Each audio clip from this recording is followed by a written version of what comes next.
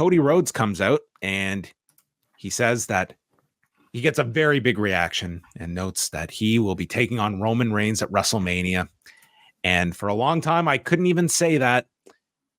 But the reason I can is because of you, the people.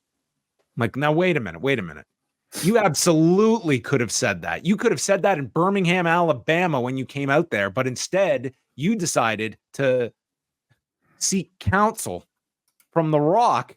And you came to the conclusion that I'm coming for everything, but not at this year's WrestleMania. That was your decision to step away from this. You absolutely could have named Roman Reigns that night, but the people made their voices heard with those words, and the crowd chants, "We want Cody." And he says, "I don't want to become emotional here because then I'd become a crybaby." So the crowd starts chanting, "Rocky sucks," and says that he was the guy that didn't want to hear those chants. He's the most famous man on the planet and a possible future presidential candidate. And they show the clip of Dwayne Johnson on the Pat McAfee show running down the Cody crybabies. And Cody then says, "I have a question. What am I supposed to do with those nuggets?" And he looks at Pat, and this was like a rare swing and a miss for Cody. Like this comedy line that just to me fell so flat. But he notes that, I'm a fan of The Rock, and the crowd boos this. They do not want to hear this. He says, but Dwayne doesn't listen. And I never insulted his ancestors, and yet he slapped me. So Rock, you slap me. This is my warning that I'm going to hit you back. That leads to Seth coming out, and Cody thanks him for coming to his aid at the press conference last week. Rollins understands why he's going after Reigns. After all this, he's like, "You've got to finish your story, and millions of people want to see that. It's the bigger drawing match this year, and we are trying to get a proper, healthy percentage increase in sponsorship revenue year over year for our Monday morning press release." I understand.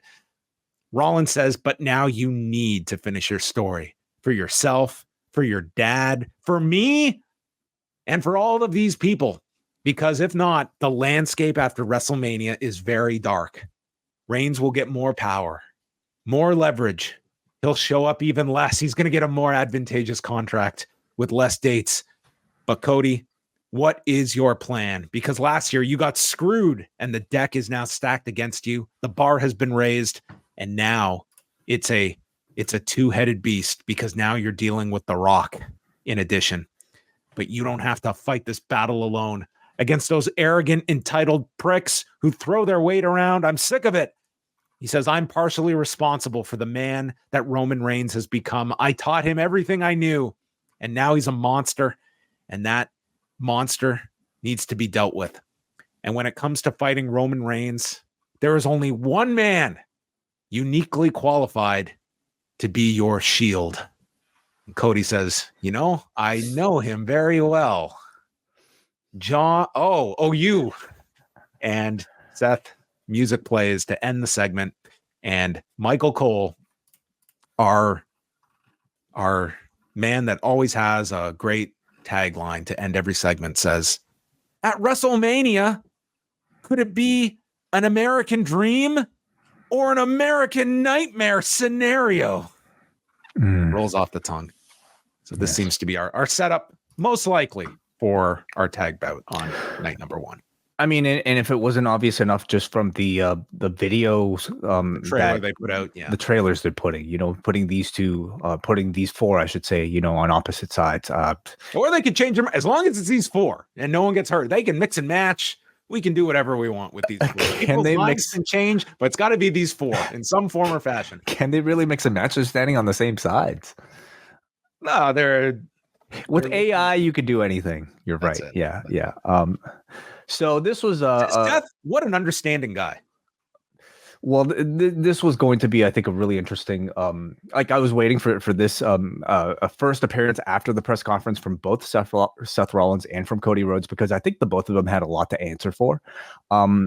Let's talk about maybe Rollins first, who I actually felt did an excellent job here. Let's maybe give Seth Rollins a bit of credit for, I think, the tremendous like promos he's cut this year.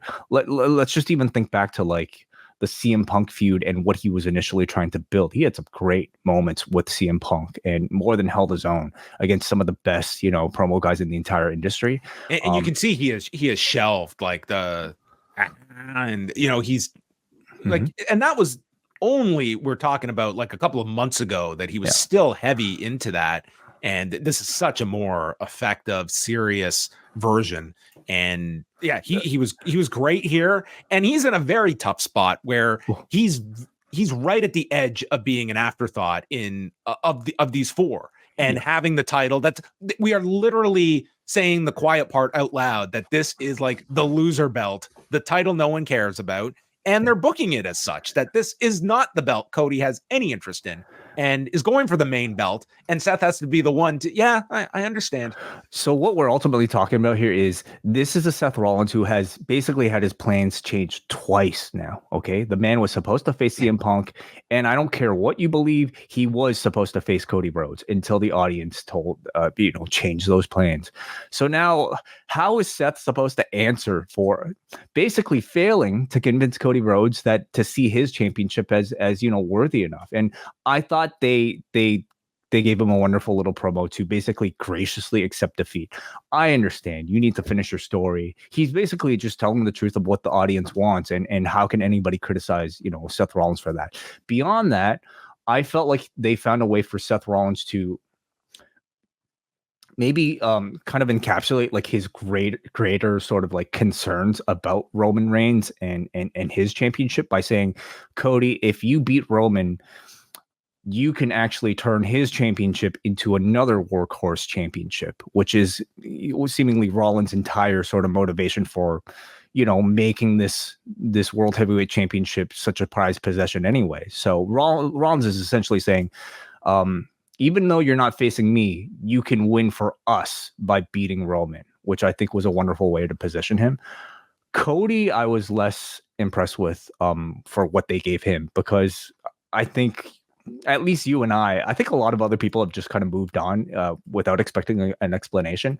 But I needed to know why he gave up the spot initially. What sort of counsel, what sort of conversation did he have with Roman Reigns to lead What did he him? tell you? What was so convincing that, this is not your year? I know you won this Rumble, but you know what? What if you going for Roman again? Awesome idea. You know what a better idea is? Me. Well, what do I do, Rock? You're not going to do anything. You can go fight that guy, the singer.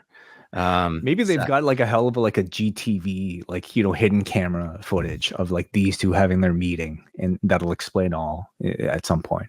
But this was just like, I thought, like, kind of insulting. They're just continuing to expect that we never saw that SmackDown from 2 weeks ago, and that particular moment. They're just kind of moving on. And again, for most of the audience, I would suggest they're probably fine with it. But I expect more gracious, sort of like tight knit storytelling from this regime.